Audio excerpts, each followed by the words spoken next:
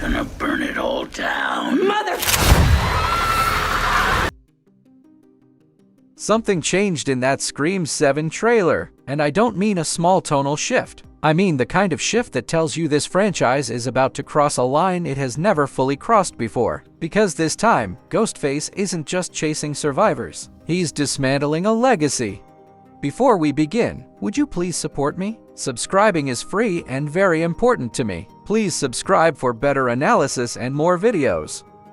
When Paramount dropped the new big game preview for Scream 7 ahead of the Super Bowl, I expected tension. I expected blood. What I didn't expect was this level of psychological warfare layered into pure brutality. The footage makes one thing painfully clear: this is not a nostalgic sequel. This is a calculated escalation. The trailer opens in chaos, but not the chaotic randomness we're used to. There's intention in every frame. A woman hangs inside a theater, suspended in a way that feels staged, almost theatrical. It isn't just murder, it's presentation. Then we see a police officer wrapped tightly in plastic before being stabbed. The act is methodical, deliberate, prolonged. This Ghostface is not rushing. He wants fear to settle in.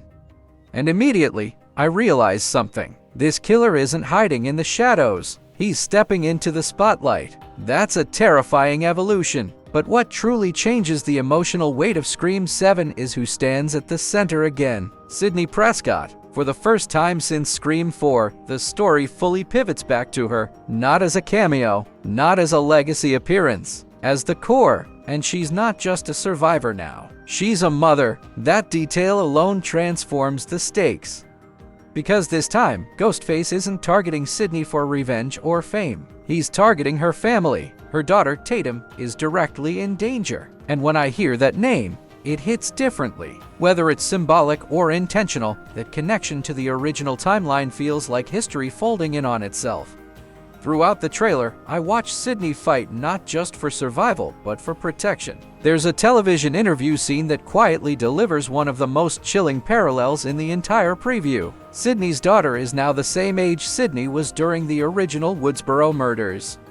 Let that sink in. The trauma cycle is repeating. That isn't accidental writing. That's generational horror. And then the trailer delivers the moment that completely reframes everything. A voice. Stu, one of the original Ghostfaces from 1996. A character whose death was confirmed. A character who should not exist in the present timeline. Sidney hears him.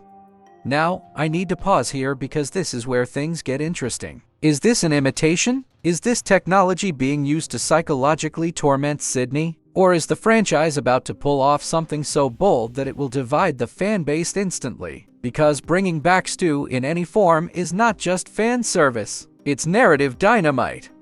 If someone is mimicking his voice, that tells me this new Ghostface knows the mythology intimately. He understands Sidney's history. He knows which wounds never fully healed, and he's pressing on them deliberately. This isn't random violence. This is strategic trauma. And what makes this even more compelling is what Scream 7 is choosing not to do.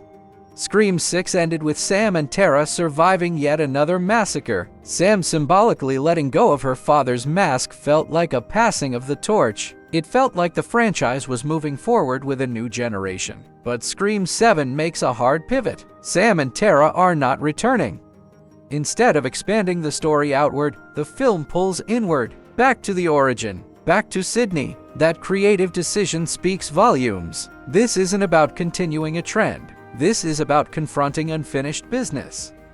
And judging by the footage, this may be the most publicly aggressive Ghostface we've ever seen. The theater hanging alone signals a chilling shift. The killer wants witnesses. He wants spectacle. He wants panic to ripple outward beyond just one family. Public fear is part of the weapon. When a killer operates that openly, it changes the energy of the film. It forces law enforcement, media, and the community into the narrative in a more visible way. And if familiar faces start falling, the emotional fallout could rival the original trilogy's most devastating moments. Because here's the uncomfortable truth. If Ghostface is truly targeting everyone close to Sidney again, no one is safe. Not legacy characters, not new additions, not even those we assume are untouchable. And unpredictability is what made Scream legendary. The tone of this trailer feels darker than anything in the recent sequels. The lighting is colder. The pacing is slower. The silence lingers longer between screams. There's less meta humor and more dread. It feels stripped down, focused, dangerous. And I can't ignore how intentional that tonal shift seems. For years, Scream balanced self-awareness with slasher brutality, but this preview suggests something different. Less commentary, more consequence. If that's true, Scream 7 might be positioning itself as a reset disguised as a sequel. Sidney isn't just surviving anymore. She's confronting. She's hunting back. There are glimpses in the trailer that suggest she's proactive this time. Calculated, prepared, but even strength has limits. If this Ghostface truly knows everything about her past, then knowledge becomes the sharpest blade in the room. And that Stu voice moment keeps echoing in my mind. Because even if it's just an imitation, it represents something larger. It represents the past refusing to stay buried. It represents unfinished trauma demanding resolution. And I think that's the real story here. Scream 7 might not be about who the killer is. It might be about whether Sidney can finally break the cycle. That's what elevates this beyond another slasher entry. It becomes thematic. It becomes personal. The fact that tickets go on sale February 9th tells me Paramount believes this angle will resonate, and the February 27, 2026 release date positions it as a major early year event. But the marketing is only part of it. The real question is this: if the franchise dares to go this dark, does Sidney survive? Because if Scream 7 truly commits to legacy consequences, it may not play it safe. And that's what makes this trailer so powerful. It doesn't just tease kills. It teases emotional devastation. When Ghostface makes murder a spectacle, when he weaponizes voices from the past, when he targets a daughter the same age Sidney once was, that's not random storytelling. That's a calculated narrative strike.